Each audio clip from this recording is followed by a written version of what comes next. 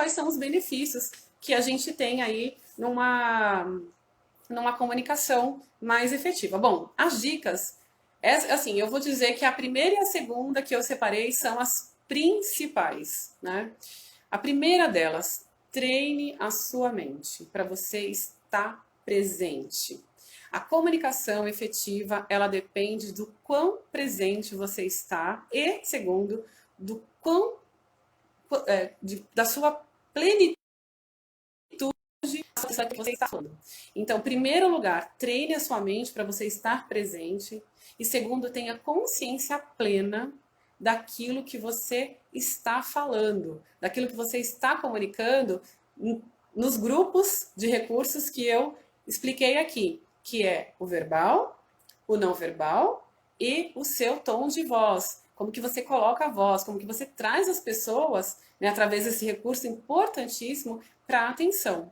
Bom, o outro é, vá direto ao ponto. Às vezes a gente fica, né, eu falo que é importante trazer contexto, e é mesmo, mas por isso é importante ter um tema central. Porque se você tem vários temas, as pessoas ficam confusas. Então, tem um tema central e vá direto ao ponto. Gente, a nossa reunião hoje é para discutir os objetivos do primeiro trimestre do ano de 2021, né? E dali, e vamos falar das estratégias, de 5. Escolha poucas estratégias que levem ao principal objetivo, né? Mas que não saia do tema central, porque as estratégias elas vão corroborar para o tema central. Então é muito importante. Depois, é importante você fazer uma abordagem positiva, né? Então, você vai falar de uma meta difícil, por exemplo. Eu falo muito de meta porque números é difícil você contra fatos e dados no argumento, né? Então você não foge do número. O número você precisa, ou é ou não é. Ou você atinge ou você não atinge. Então, mas faça uma abordagem positiva. Ou, por exemplo, digamos que a empresa perdeu um importante cliente, né? Um cliente que, vamos dizer, o mais importante cliente.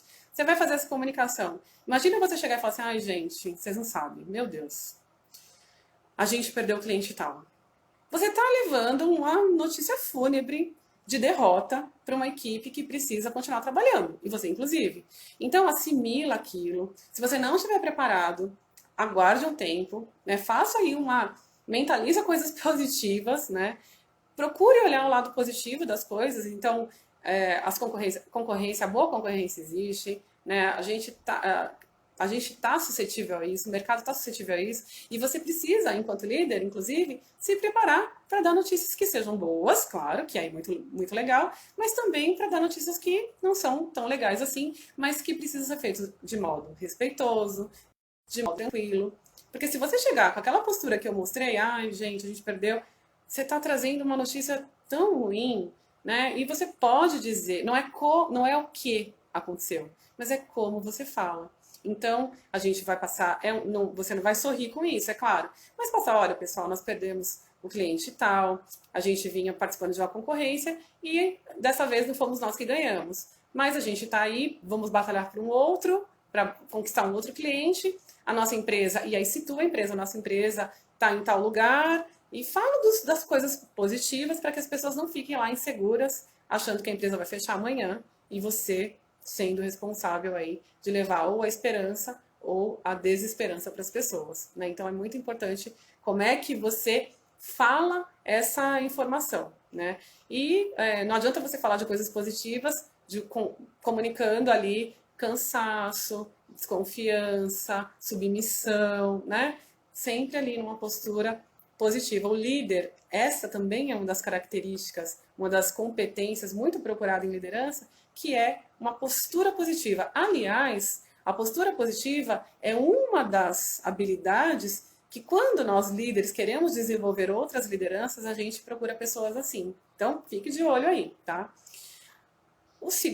A quinta delas é o conhecimento sobre o que você fala. Então, você vai vai passar uma informação, procure entender antes, né? Às vezes a gente recebe a informação, né, uma mudança de rota, a gente não entende ela completamente e a gente repassa.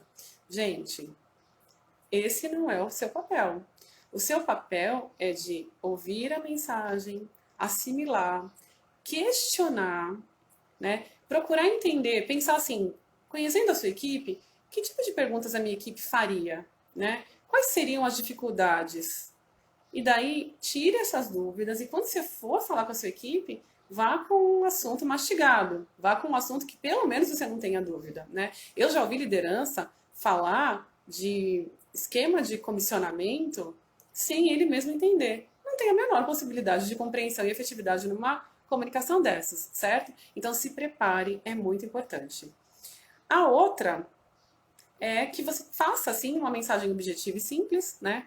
Eu já falei, então, acho muito importante ir direto ao ponto, com uma mensagem simples, com uma mensagem central, né? Com uma atitude positiva e depois, para finalizar, dicas, ouça as pessoas. Então, por exemplo, quando você estiver falando, tem pessoas que não gostam de estar falando e serem interrompidas porque perde o raciocínio. Eu acho que quando você está falando com a sua equipe, você está entre amigos, né? Entre, pelo menos, parceiros, vamos dizer assim. Não tem problema você se perder. Se você estiver se preparado e anotado, você volta. Mas se a pessoa se manifestar, acolha a pergunta. E tenta trabalhar em cima disso, mostrando que a preocupação dela é sua, né? E você vai conseguir uma comunicação, você vai conseguir passar a sua mensagem de modo efetivo, porque você ouviu o outro lado e vocês construíram juntos, com criatividade, uma rota melhor. Você não está sozinho, você tem pessoas que podem te ajudar, tá?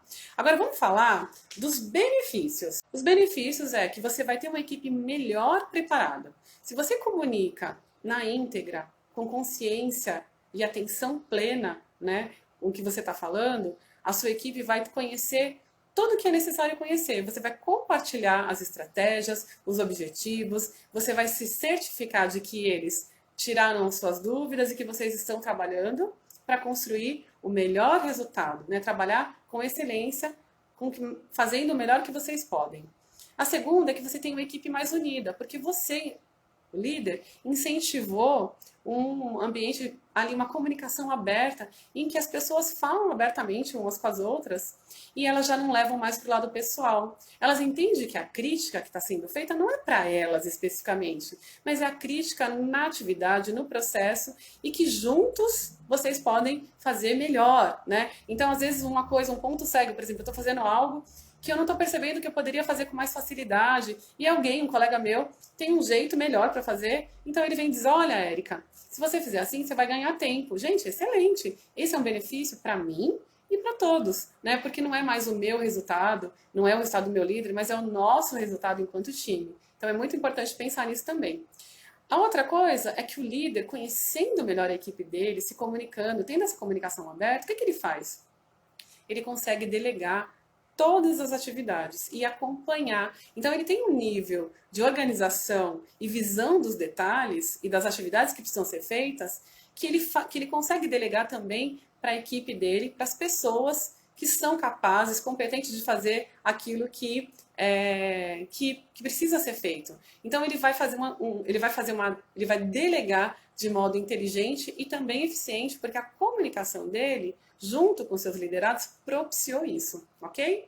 A próxima é que melhora na tomada de decisões e na solução de problemas. Por quê? Porque nesse ambiente onde o canal de comunicação foi aberto, né, quando tem um problema, o liderado já levanta a mão e fala, olha, eu estou com esse problema. Né, e juntos, né, o time todo, o líder, os liderados, a equipe como um todo, olha para aquela situação e fala, como é que a gente pode resolver? E aí começa a surgir lideranças naturais, né, pessoas com eficiência, as pessoas que têm uma visão um pouco mais processual, pessoas com visão mais analítica e as outras pessoas que se comunicam bem e que podem aí fazer um mix de tudo isso e atingir, né, e chegar nos resultados da melhor maneira possível, né? Um outro ponto é que o fluxo de comunicação ele se torna circular. Então, todas as informações que são importantes e quando você abre esse canal de comunicação, né, as pessoas passam a entender o que de fato é importante e o que é de fato importante, eles comunicam para que todas as pessoas, níveis acima e abaixo, saibam. E isso, o que isso ajuda? Isso vai ajudar muito, mas muito mesmo, na composição, em mais pessoas podendo tomar decisões, não dependendo de funis de decisões, né? Então, Eu conhecendo as dificuldades, conhecendo os objetivos da empresa versus as dificuldades, e vendo ali que eu posso atuar e que essa comunicação ela está em todos os níveis, eu tenho a chance de tomar uma decisão e resolver a questão mais rápido do que colocar ele lá num funil de decisão.